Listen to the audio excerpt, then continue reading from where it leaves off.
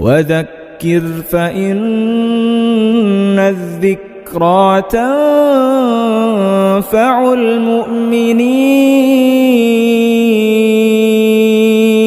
المؤمنين. نحمده ونصلي على رسوله الكريم.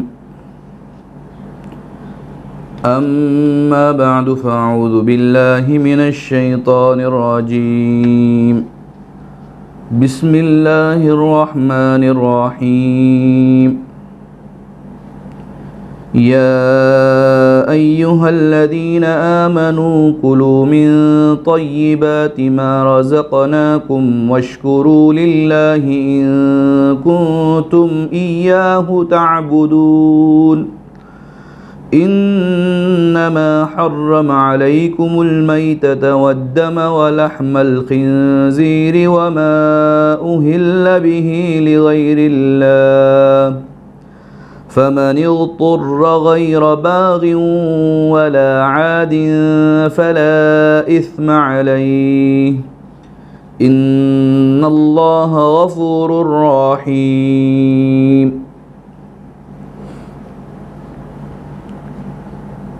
ترجمہ ان دونوں آیتوں کا یہ ہے: اے ایمان والو، جو پاکیزہ چیزیں ہم نے تمہیں رزق کے طور پر عطا کی ہیں ان میں سے جو چاہو کھاؤ اور اللہ کا شکر ادا کرو اگر تم واقعی صرف اسی کی عبادت کرتے ہو۔ اس نے تمہارے لیے بس مردار جانور، خون اور خنزیر کا گوشت حرام کیا ہے، نیز وہ جانور جس پر اللہ کے سوا کسی اور کا نام پکارا گیا ہو۔ ہاں، اگر کوئی شخص انتہائی مجبوری کی حالت میں ہے تو وہ ان چیزوں میں سے کچھ کھا سکتا ہے، جبکہ اس کا مقصد نہ لذت حاصل کرنا ہو اور نہ وہ ضرورت کی حد سے آگے بڑھنے والا ہو، اس پر کوئی گناہ نہیں۔ یقیناً اللہ تعالیٰ بڑے بخشنے والے اور بڑے مہربان ہیں۔ یہ سورہ بقرہ کی 172 اور 173 نمبر کی آیت اور اس کا ترجمہ میں نے آپ کی خدمت میں پیش کیا ہے۔ اس رکوع کے شروع میں بھی اس مضمون کی ایک آیت آئی تھی، وہاں میں نے اس آیت کا حوالہ دیا تھا۔ اس آیت میں یا ایھا الناس کہہ کر پوری انسانیت کو خطاب کیا گیا۔ اب ان آیات میں خاص طور پر اہل ایمان کو، مؤمنوں کو خطاب کیا گیا ہے، اور جیسا کہ میں نے آپ کو بتایا تھا کہ آگے سورہ مؤمنون میں جو 18ویں پارے میں اس میں خطاب رسولوں کو ہے کہ یا ایھا الرسل کلوا من الطیبات واعملوا صالحا، کہ اے رسولوں کی جماعت پاکیزہ چیزیں کھاؤ اور اعمال صالحہ کرو۔ غرض یہ کہ تمام انبیاء کو اور تمام اہل ایمان کو ناپاک چیزوں کے کھانے سے منع کیا گیا، کیونکہ ایسی ناپاک چیزوں کے کھانے سے انسان میں خرابی پیدا ہوتی ہے، اور پاک چیزوں کا کھانا اور ناپاک چیزوں سے پرہیز کرنا یہ ایک ایسا عمل ہے کہ اللہ تعالیٰ نے اسے نبی کریم صلی اللہ علیہ وسلم کی صفت کے طور پر بیان کیا ہے۔ چنانچہ سورہ اعراف میں اللہ تعالیٰ ایک آیت میں نبی کریم صلی اللہ علیہ وسلم کی کچھ صفات کو بیان کرتے ہیں، تو ان میں اس بات کو بھی بیان کیا۔ چنانچہ 157 نمبر کی آیت سورہ اعراف میں اس میں اللہ تعالیٰ فرماتے کہ وَيُحِلُّ لَهُمُ الطَّيِّبَاتِ وَيُحَرِّمُ عَلَيْهِمُ الْخَبَائِثَ وَيَضَعُ عَنْهُمْ إِصْرَهُمْ وَالْأَغْلَالَ الَّتِي كَانَتْ عَلَيْهِمْ کہ وہ نبی ایسا ہے کہ جو حلال قرار دیتا ہے ان کے لیے پاک چیزوں کو اور حرام قرار دیتا ہے ان پر ناپاک چیزوں کو، اور ان کے بوجھ کو جو ان پر پڑے ہوئے ہیں اس کو وہ اتارتا ہے۔ تو اس آیت میں بھی نبی کریم صلی اللہ علیہ وسلم کی خاص صفت کے طور پر کہ آپ کی یہ صفت ہے کہ آپ اہل ایمان کے لیے، اپنی امت کے لیے حلال چیزوں کو، پاک چیزوں کو حلال قرار دیتے ہیں اور ناپاک چیزوں کو حرام قرار دیتے ہیں۔ اب جو آیت آج آپ کے سامنے میں نے تلاوت کی، ان میں جیسے حرام کھانے کی ممانعت بیان کی گئی ہے، تو اسی طرح سے حلال اور طیب چیزوں کے کھانے کو اور اس پر شکر ادا کرنے کو کہا گیا، ہمیں ترغیب دی گئی، کیونکہ حرام مال سے انسان کو نقصان ہوتا ہے۔ کیا نقصان ہوتا ہے؟ تو وہ نقصان اس سے پہلے 2 مجلس پہلے جو مجلس تھی جس کے اندر رکوع کی پہلی آیت جو پڑھی گئی تھی، اس کے ضمن میں میں نے کچھ نقصانات کو بیان کیا تھا کہ حرام مال سے انسان کو کیا نقصان ہو سکتا ہے۔ نمبر 1 پر اگر احادیث کا جائزہ لیں تو پتہ چلتا ہے کہ دعائیں رد کر دی جاتی ہیں۔ نمبر 2، جنت سے دوری ہو جاتی ہے، اور نمبر 3 پر اللہ کی نعمتوں کے سلب ہونے کا اندیشہ ہوتا ہے۔ نمبر 4 پر حرام مال کی وجہ سے بعض احادیث سے پتہ چلتا ہے کہ امت پر بلاؤں اور عذاب کا اترنا یہ ممکن ہو جاتا ہے۔ نمبر 5، حرام مال کی وجہ سے برکتیں اٹھ جاتی ہیں۔ نمبر 6، جب حرام مال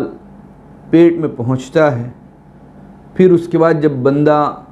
اللہ کی عبادت کرتا ہے تو وہ عبادت قبول نہیں ہوتی۔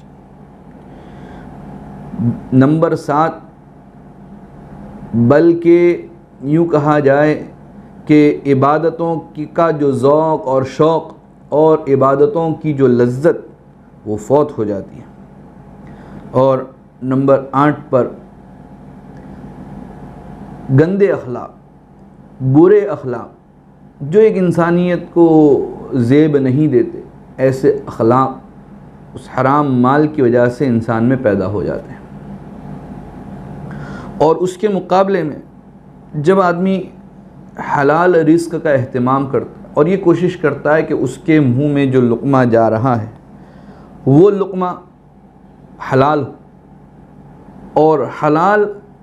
رزق سے جب اس کا بدن پرورش پاتا ہے تو اس وقت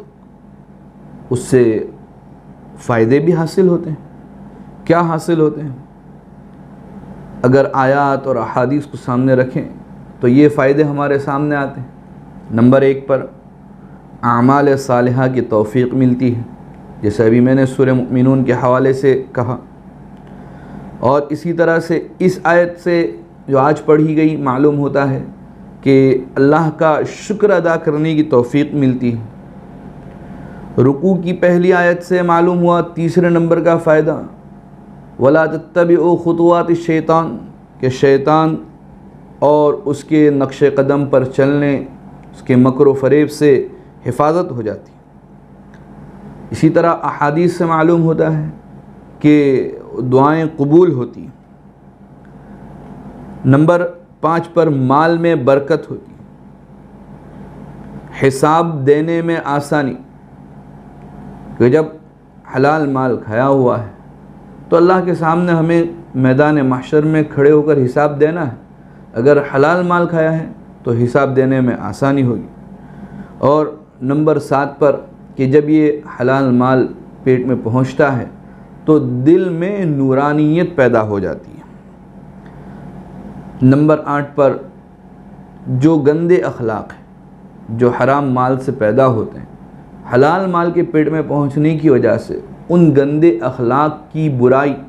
اور نفرت ہمارے دل میں پیدا ہو جاتی ہے، جس سے ہم ان برے اخلاق سے اپنے آپ کو بچاتے ہیں۔ نمبر 9 پر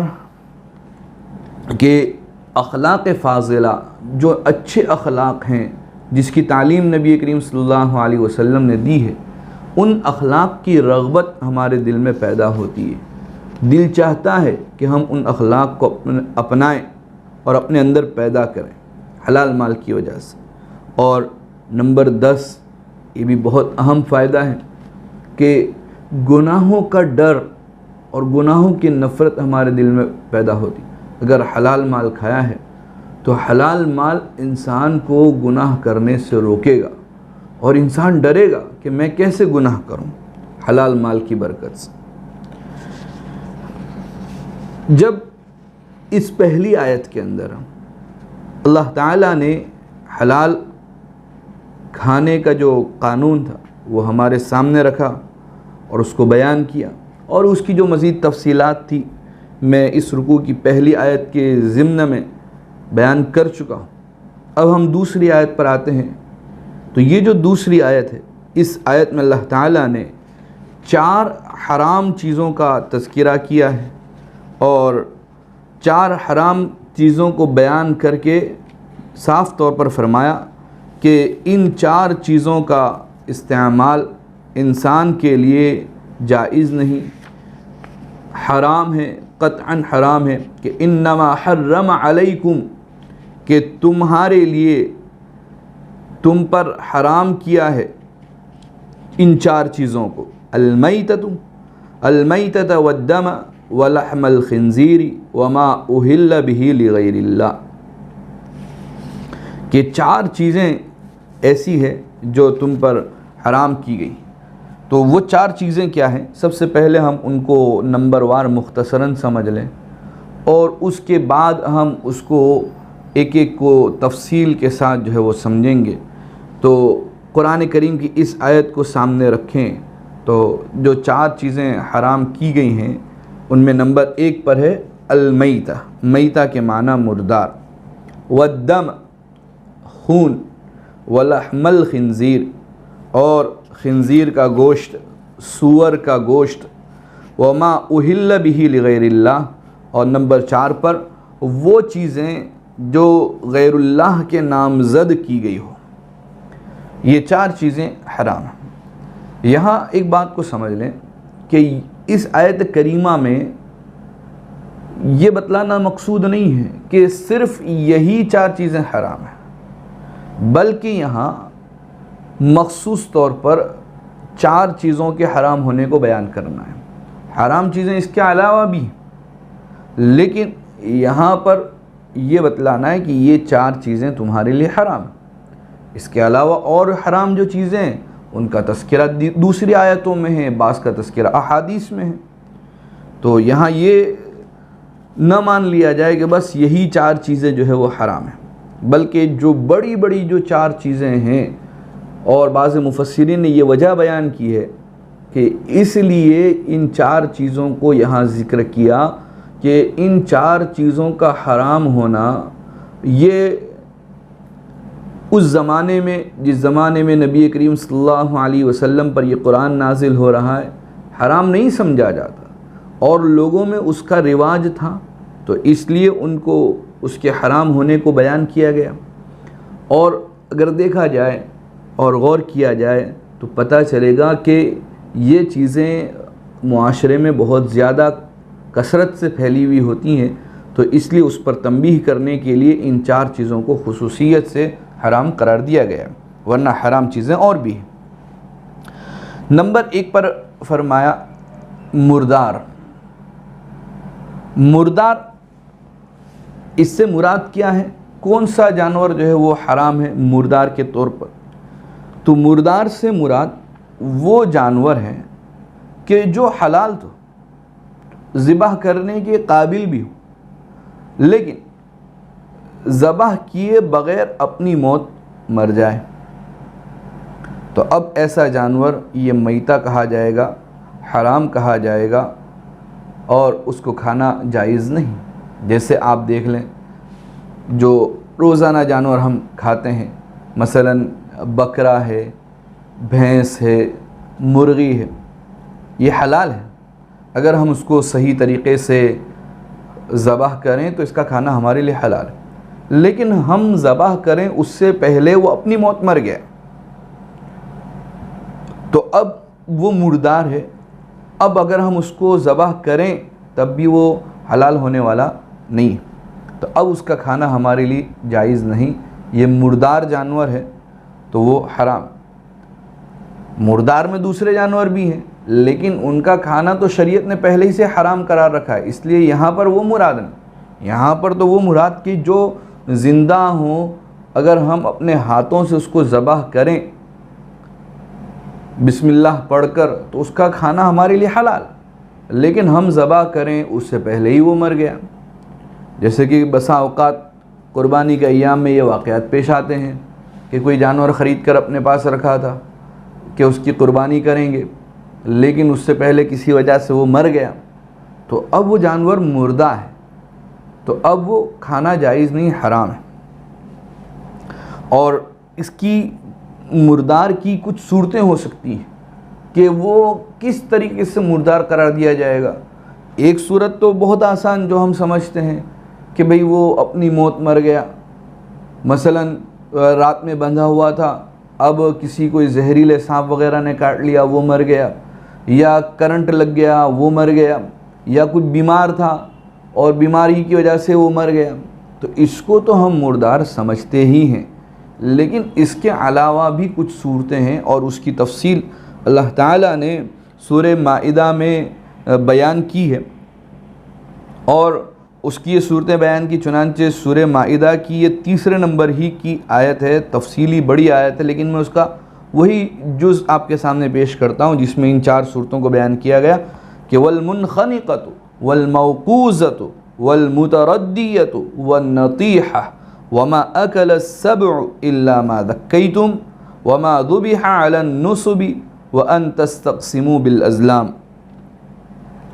والمنخنقہ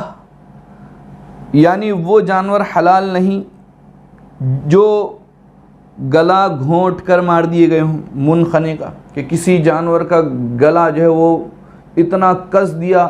کہ وہ جو رسی باندھی ہوئی تھی گلے میں وہ اتنی زیادہ اس کے گلے میں تنگ پڑ گئی کہ وہ سانس نہیں لے پایا اور گلا گھونٹ جانے کی وجہ سے وہ مر گیا، اس کو کہا جاتا ہے عربی میں المنخنقہ۔ تو یہ بھی مردار ہی ہے، گلا گھونٹ کر مار دیا گیا ہے۔ اب چاہے تو کسی انسان نے اس کا گلا گھونٹا ہو یا خود اس جانور سے، جیسے بسا اوقات یہ ہوتا ہے کہ اس کے گلے میں جو رسی باندھی جاتی ہے تو وہ جب اچھل کود کرتا ہے جانور تو وہ اس کے پیر میں پھنس گئی یا کسی اور جگہ میں پھنس گئی، پھر اب وہ طاقت لگاتا ہے تو وہی گلا اس کا گھونٹ گیا، وہ مر گیا۔ اور دوسری صورت بیان کی والموقوذہ۔ موقوذہ وہ جانور جو چوٹ کھا کر مر گیا، یعنی وہ جانور کہ جو کسی سخت چیز سے ٹکرا گیا اور اس ٹکرانے کی وجہ سے، اس ٹکر کی وجہ سے اس کی موت ہو گئی۔ جیسے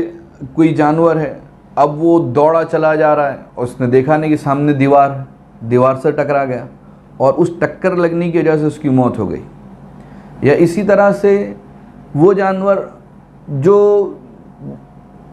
کسی گاڑی کے ساتھ ٹکرا گیا اور ٹکر لگنے کی وجہ سے اس کی موت ہو گئی، تو یہ موقوذہ میں داخل۔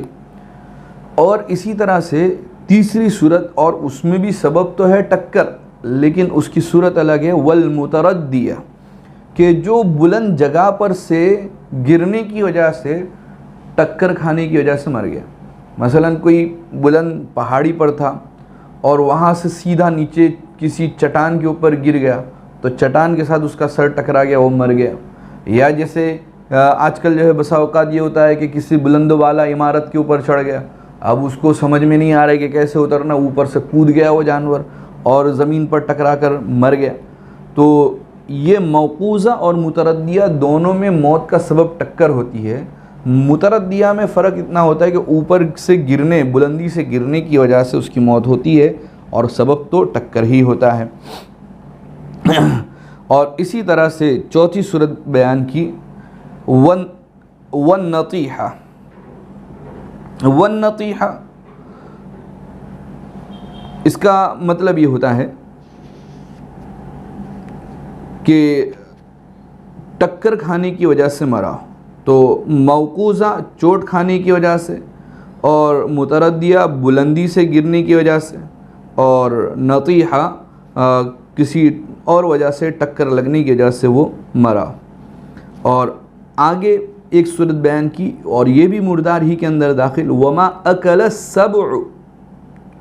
کہ جسے کسی درندے نے مار دیا ہو، اس کو کھا لیا ہو، مثلا شیر یا چیتا جو درندے ایسے جانور، یا آج کل یہ واقعات بھی پیش آتے ہیں کہ کتا جو ہے وہ بکریوں وغیرہ کو پھاڑ کھاتا ہے۔ تو اب اگر کسی جانور کے، کسی درندے کے پھاڑ کھانے کی وجہ سے اس کی موت ہو گئی، تو اب وہ جانور ہمارے لیے حلال نہیں۔ فرمایا الا ما ذکیتم، ہاں اس کے کہ جس کو تم نے زندہ پا کر ذبح کر دیا، کہ ان صورتوں میں سے کوئی صورت پیش آئی لیکن اس کی موت واقع ہو اس سے پہلے ہی ہم نے اس کو زندہ پکڑ کر ذبح کر دیا۔ مثلا وہ جانور جس کا گلا گھونٹا گیا، ابھی گلا گھونٹنے کی وجہ سے وہ مرا نہیں ہے لیکن وہ تڑپ رہا تھا، ہم نے اس کو زندہ پکڑ کر اس کے اوپر چھری پھیر دی بسم اللہ اللہ اکبر پڑھ کر، تو اب یہ حلال ہے۔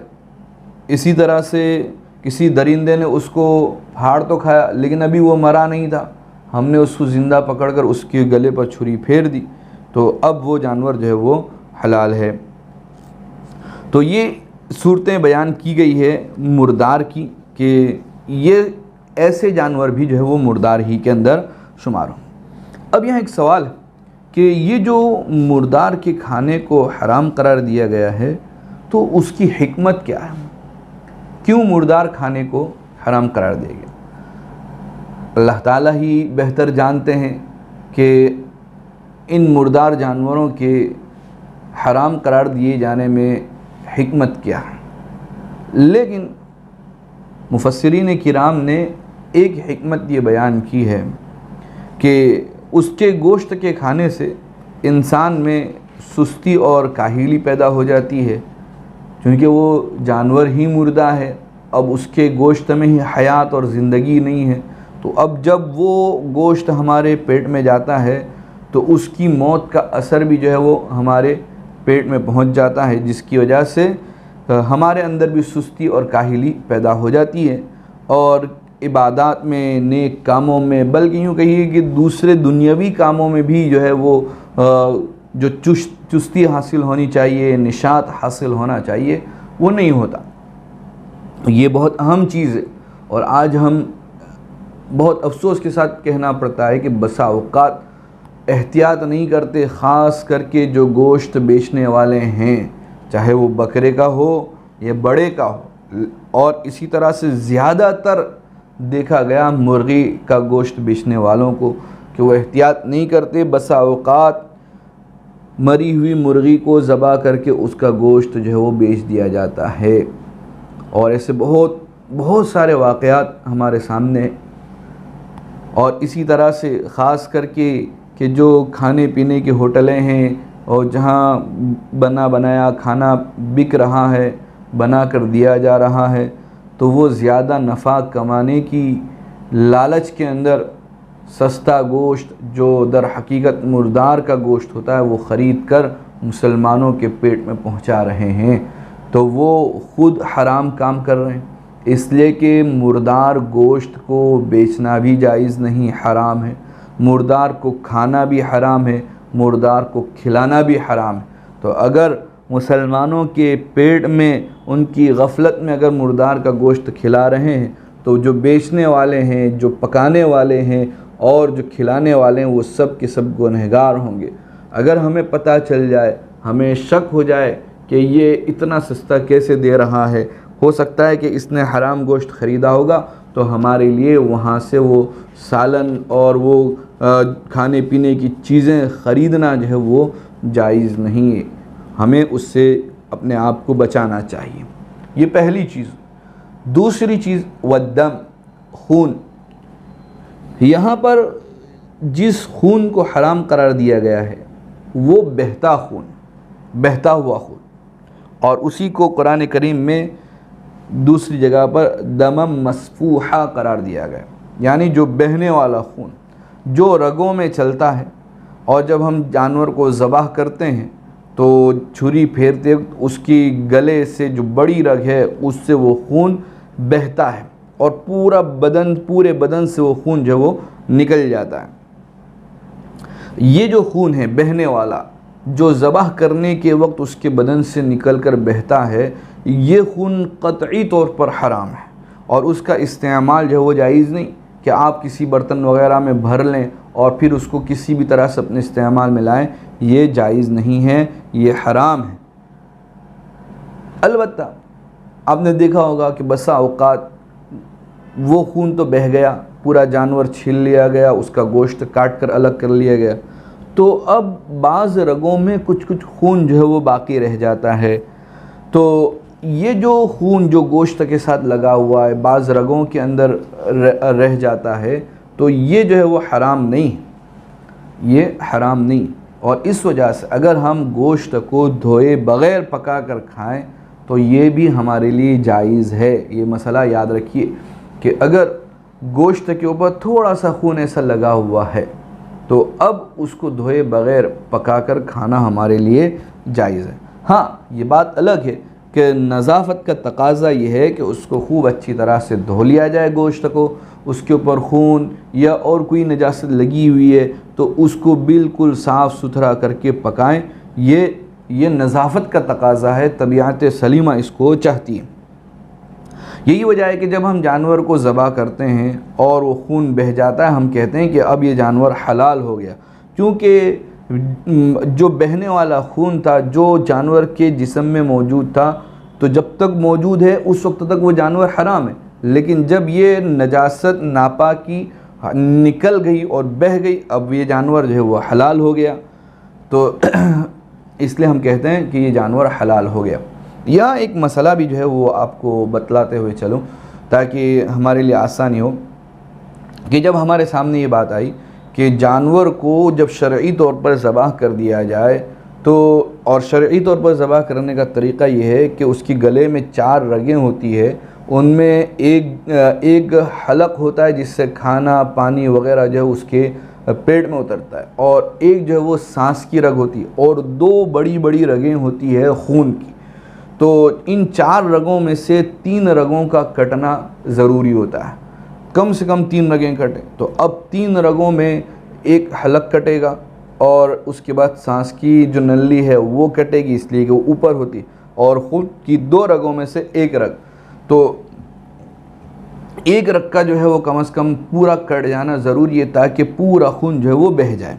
اگر کسی نے جانور کو ذبح کیا اس طور پر کہ تھوڑی سی چھری چلائے، ابھی حلق کٹا تھا اور سانس کی نلی کٹی تھی اور ابھی خون کی جو رگ ہے وہ کٹی نہیں تھی، جانور تڑپ کر مر گیا، یہ ہمارے لیے جائز نہیں ہوگا، اور یہ مردار کے اندر پہلے نمبر کے اندر جو ہے وہ آ جائے گا۔ لیکن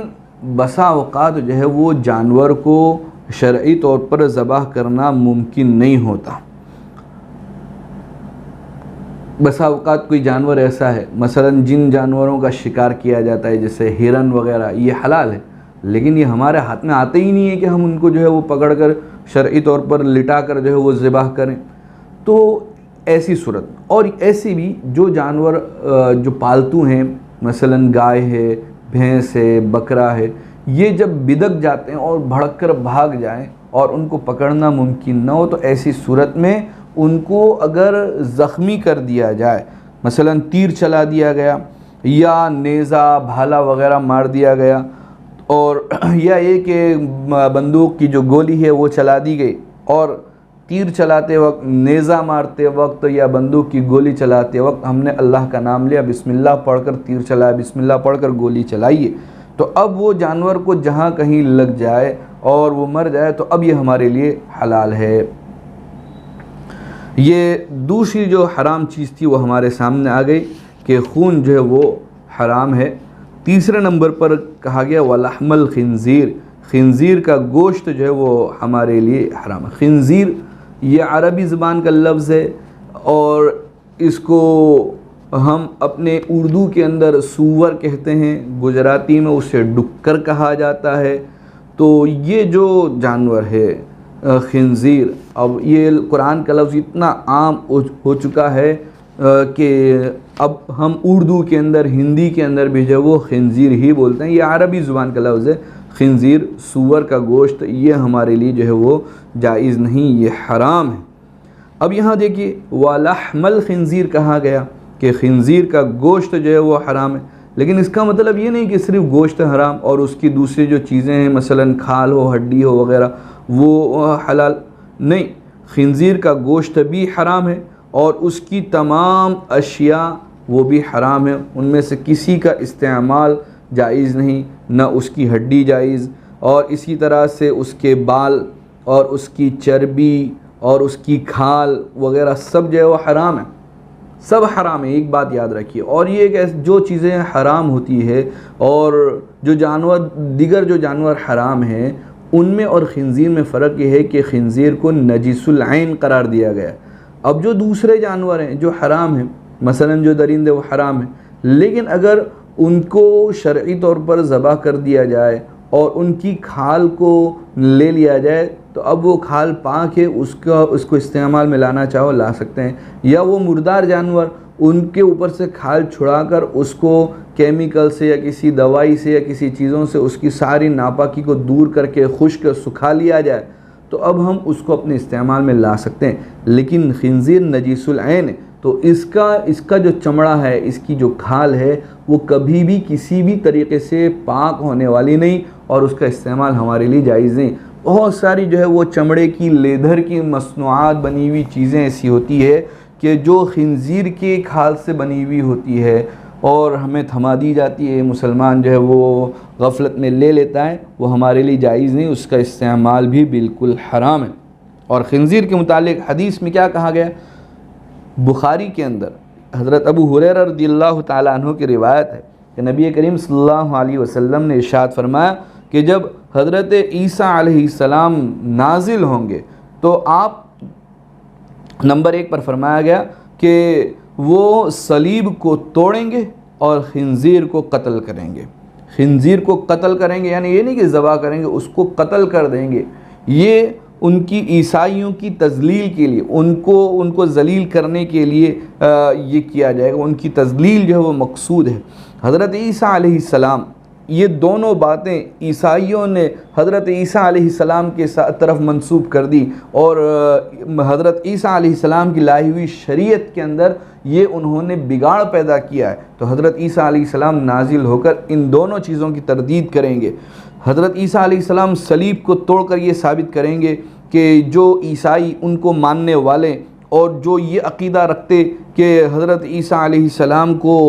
سولی کے اوپر لٹکا دیا، یہ غلط ہے، مجھے سولی پر لٹکایا ہوا نہیں ہے، میں یہ زندہ ہوں۔ حضرت عیسیٰ علیہ السلام ان کی تردید کر دیں گے، ان عیسائیوں کے اس باطل عقیدے کو ختم کر دیں گے کہ جو حضرت عیسیٰ علیہ السلام کی جانب ان لوگوں نے منسوب کیا۔ اور اسی طرح سے عیسائی لوگ جو ہے وہ بڑے ذوق شوق سے جو ہے وہ خنزیر کھاتے بھی ہیں اور دوسروں کو کھلاتے بھی ہیں۔ تو حضرت عیسیٰ علیہ السلام خنزیر کو قتل کر کے ان کو یہ بتلا دیں گے کہ خنزیر کا گوشت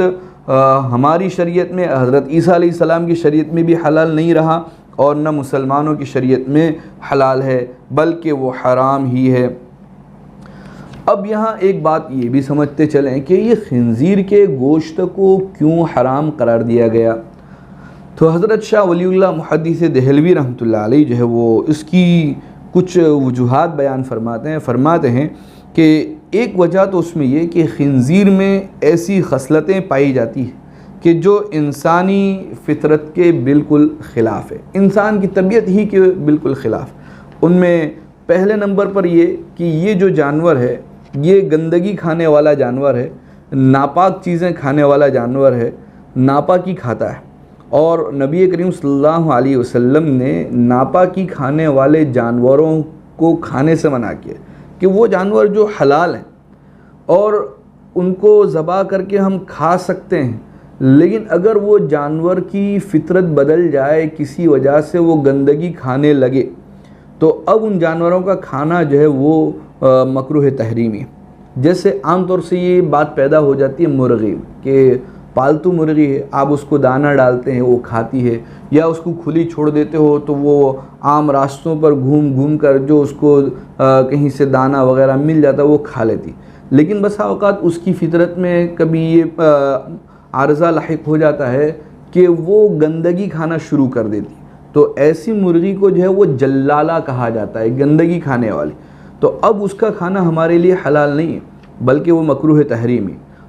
ہاں اگر اس کے اندر سے یہ عادت نکال دی جائے تو پھر اس کا کھانا جو ہے وہ حلال ہو جائے، اور اس کا طریقہ یہ کہ اس کو 10-12 دنوں کے لیے، کچھ دنوں کے لیے جو ہے وہ باندھ دیا جائے، اس کو مقید کر دیا جائے، اور اس کے پاس سے ناپاکی بالکل ہٹا کر پاک چیزیں اس کو کھلائی جائے، جیسے دانے وغیرہ ڈالے جائیں۔ اب اس کا پورا کھانا جو ہے وہ دانوں پر آ گیا، حلال چیزوں پر آ گیا ہے، تو اب جو ہے وہ اس کا کھانا جو ہے وہ حلال ہو جائے گا۔ اب چونکہ خنزیر جو ہے وہ گندی چیزیں کھاتا ہے اور اس کا اثر اس کے گوشت میں پیدا ہو جاتا ہے اور جسم کے ہر حصے کے اندر پیدا ہو جاتا ہے، اس لیے اس کا کھانا جو ہے وہ بالکل حرام ہے، اور اس کو یہ کیا ہی نہیں جا سکتا کہ اس کو حلال چیزیں کھلائیں، اس لیے اس کا کھانا قطعی طور پر حرام ہے۔ اور اس کے ساتھ ایک اور خصلت خنزیر میں ایسی بری پائی جاتی ہے کہ جو اور جانوروں میں بھی نہیں ہے، کہ یہ جانور خنزیر بہت بے غیرت جانور ہوتا ہے، کہ یہ جو جانور ہے خنزیر، اس کے ایک سے زائد نر ایک ساتھ ایک ہی مادہ کے ساتھ جو ہے وہ جفتی کرتے ہیں اور اس سے اپنی شہوت کو پورا کرتے ہیں۔ کوئی جانور ایسا نہیں ہے کہ وہ ایک سے زائد جو ہے وہ نر مل کر ایک ہی مادہ سے جفتی کریں، بلکہ دوسرے جو جانور ہوتے ہیں تو وہ ایک نر موجود ہے تو وہ دوسرے نر کو وہاں سے بھگا دے گا اور اس کے بعد ہی جو اپنی شہوت کو پورا کرے گا، لیکن خنزیر ایک ایسا جانور ہے کہ جو دوسرے جانور کی موجودگی میں وہ اس کو کوئی غیرت نہیں ہوتی اور اس کی موجودگی اس کو کوئی کھٹکتی نہیں ہے، بلکہ وہ وہیں پر جفتی کرنا شروع کر دیتا ہے۔ لہذا خنزیر کو حرام قرار دیا گیا تاکہ یہ بغیرتی مسلمانوں میں پیدا نہ ہو۔ آپ دیکھیے کہ جو قومیں خنزیر کا گوشت کھاتی ہیں تو وہ قومیں بے غیرت ہیں، اور ان کی بے غیرتی پوری دنیا میں مشہور ہے۔ آپ دیکھیے انگریز بھی کھاتے ہیں اور سکھ لوگ بھی کھاتے ہیں، اور آپ ان دونوں قوموں کو دیکھ لیجئے کہ ان کے اندر بے غیرتی جو ہے وہ کس قدر جو ہے وہ پائی جاتی ہے۔ تو یہ تیسری چیز ہوئی جس کو شریعت نے حرام قرار دیا۔ چوتھے نمبر پر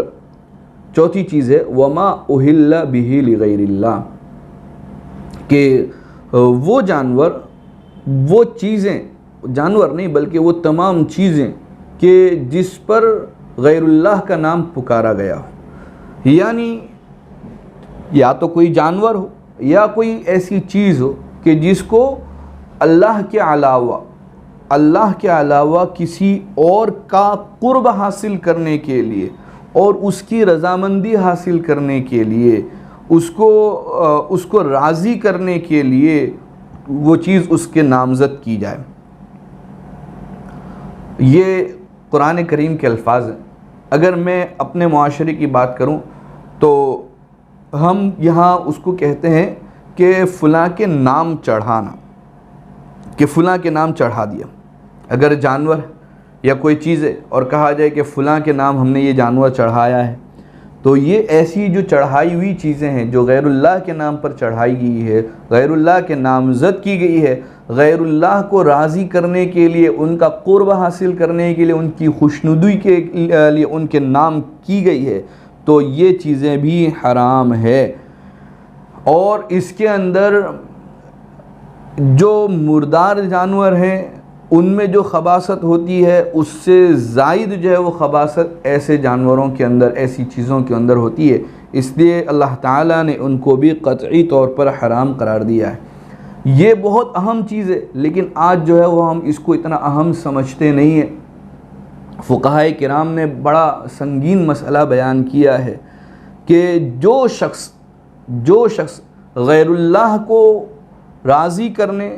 غیر اللہ کا قرب حاصل کرنے کے لیے اگر جانور ذبح کرتا ہے تو اولاً وہ آدمی خود ہی مرتد ہو جائے گا، ایمان سے نکل جائے گا، اور اس کا یہ جو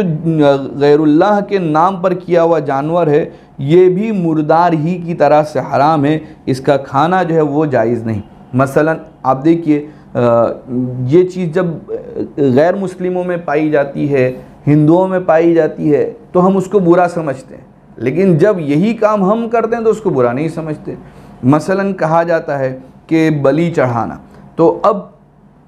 اگر کسی کافر نے، کسی مشرک نے جو ہے وہ کسی بت کے نام کوئی جانور ذبح کیا، بت کے نام کے ہم کہتے ہیں کہ یہ بلی کا جانور ہے تو یہ حرام ہے، تو وہ کیوں حرام ہوا؟ کہ اس نے اللہ کو چھوڑ کر بت کے نام پر اس جانور کو ذبح کیا، تو یہ حرام ہے۔ تو اب اسی طرح سے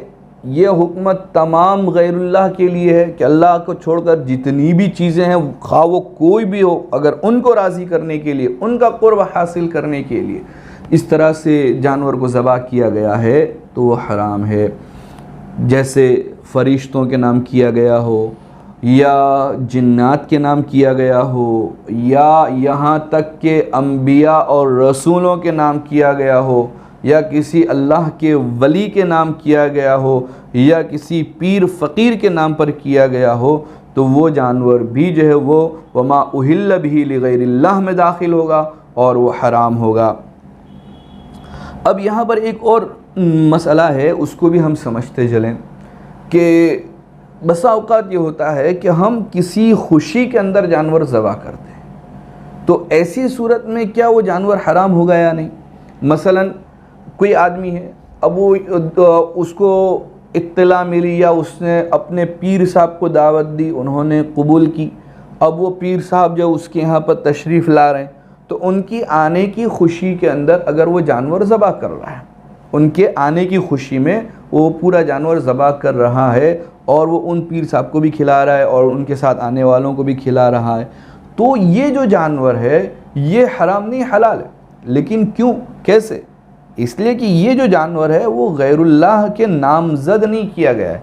بلکہ ان کی خوشی کے اندر جو وہ ذبح کیا گیا ہے۔ کیسے فرق کریں گے؟ تو فرق کرنے کا طریقہ یہ ہے کہ اصل جو چیز ہے وہ یہ ہے، ایک ہوتی ہے ضیافت مہمانی، اور ایک ہوتی ہے تقریب، قرب حاصل کرنے کی نیت، عبادت کی نیت، خوشنودی کی نیت، تو ان دونوں کے اندر جو ہے وہ فرق ہے۔ مہمانی کے لیے کوئی بھی طریقہ شریعت کی جانب سے متعین نہیں ہے، تو اب وہاں اگر اس آدمی کو یہ کہا جائے کہ بھئی تجھے پورا جانور ذبح کرنا ہے، تو ایک کام کر، جانور کیوں ذبح کرتا ہے؟ اس میں جتنا گوشت تجھے چاہیے وہ باہر سے خرید لے اور پھر جو ہے وہ اس کی مہمانی کر دے۔ اگر وہ اس پر راضی ہو جاتا ہے تو یہ ضیافت ہے اور مہمانی، یہ غیر اللہ کے نام پر، ان پیر صاحب کے نام پر کیا ہوا جانور نہیں ہے۔ حالانکہ اس کے لیے ایسا کرنا ضروری نہیں، لیکن اس کا ارادہ یہی ہے، تو اس صورت میں جو ہے وہ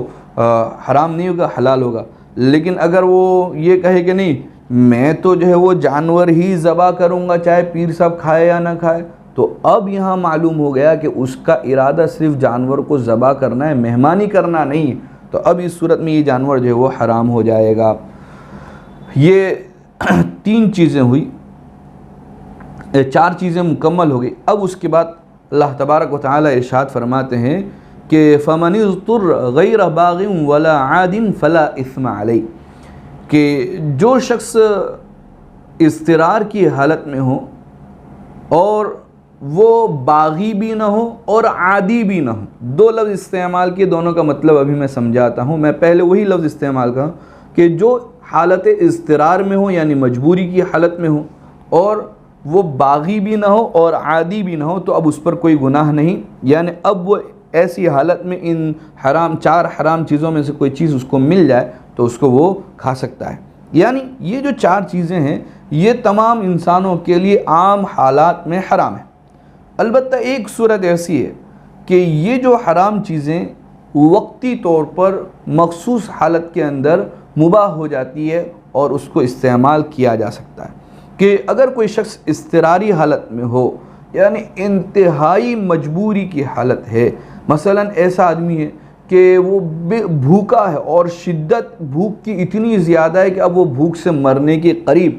اور اب اس کے پاس اپنی بھوک کو مٹانے کے لیے یا تو مردار جانور موجود ہے یا یہ کہ یہ غیر اللہ کے نامزد کیا ہوا جانور ہے، اب اگر وہ اپنی بھوک مٹا کر اپنی جان کو بچانے کے لیے ان کو کھا لیتا ہے تو اس کے لیے جائز ہے، اب یہ اس کے لیے حرام نہیں، بلکہ اس کے لیے ضروری ہوگا کہ اپنی جان کو بچانے کے لیے تھوڑا سا مردار میں سے یا یہ غیر اللہ کے نامزد کیے ہوئے جانور میں سے کھا لے۔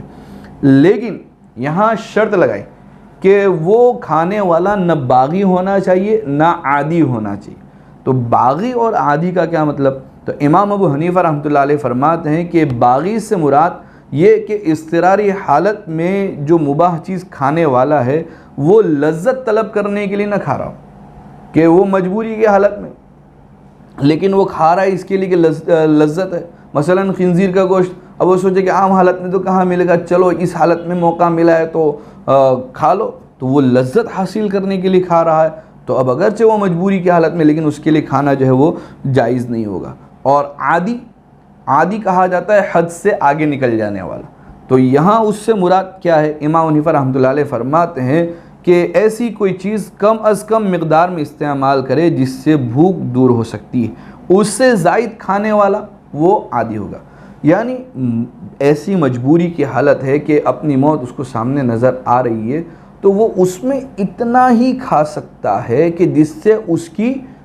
زندگی بچ جائے اور وہ مرنے سے اپنے آپ کو بچا لے، اتنا نہیں کہ پیٹ بھر کر کھا لے اور ڈکار پر ڈکار لے رہا ہے، نہیں، بلکہ اتنا کھائے کہ جس سے اس کی جان بچ جائے۔ اس کو فقہا کی اصطلاح میں کہا جاتا ہے سد رمق، کہ بس اپنی جان نکلنے سے بچانے کے لیے کھانا، تو اب جو ہے وہ یہ جو ہے وہ جائز ہوگا۔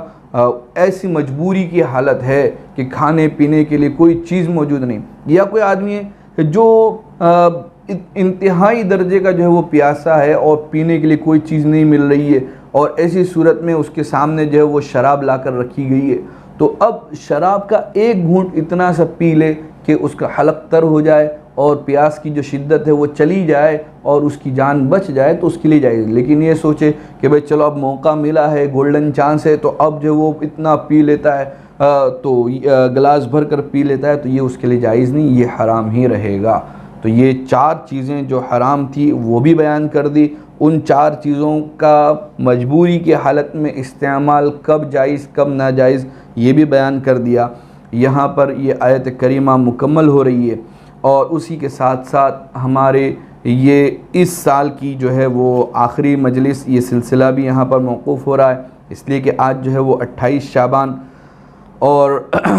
اب جو آئندہ اتوار آئے گا وہ رمضان المبارک میں آئے گا، اور رمضان المبارک میں برادر مکرم حضرت مفتی محمد عادل صاحب کے تراویح کے بعد کی جو تفسیری مجالس کا سلسلہ ہے وہ شروع ہو جائے گا، اس لیے آج ہمارا درس قرآن کا سلسلہ ہم یہاں موقوف کر رہے ہیں، اور انشاءاللہ رمضان المبارک کے بعد سورہ بقرہ کی 174 نمبر کی آیت سے یہ سلسلہ دوبارہ شروع ہو جائے گا۔ اللہ تعالی خیر و عافیت کے ساتھ ہمیں اس درس قرآن کی مجلسوں میں شریک ہونا نصیب کرے، اور اس درس قرآن کی برکت سے، قرآن کریم کی برکت سے یہ جو وبا کا ماحول پھیلا ہوا ہے کہ جس کی وجہ سے ہم پہلے کی طرح مسجد میں جمع ہو کر بیٹھ نہیں پا رہے ہیں، اللہ تعالیٰ اس وبا کو دور فرما کر امن و امان کا ماحول قائم کرے، اور اللہ تعالیٰ ہمارے سنانے کو بھی قبول فرمائے، اور اس ہمارے بیٹھنے کو، اس شوق کو ذخیرہ آخرت بنائے، اور اللہ تبارک و تعالیٰ خاص کر کے اس سلسلے کے جو بانی ہیں جنہوں نے اس مسجد کے اندر یہ سلسلہ شروع کیا، میرے والد مرحوم حضرت مفتی عارف حسن عثمانی رحمۃ اللہ علیہ کی بھرپور مغفرت فرمائے، انہیں بہترین بدلہ عطا فرمائے، اور ان کے درجات کو بلند سے بلند تر فرمائے، آمین۔ وآخر دعوانا ان الحمد للہ رب العالمین۔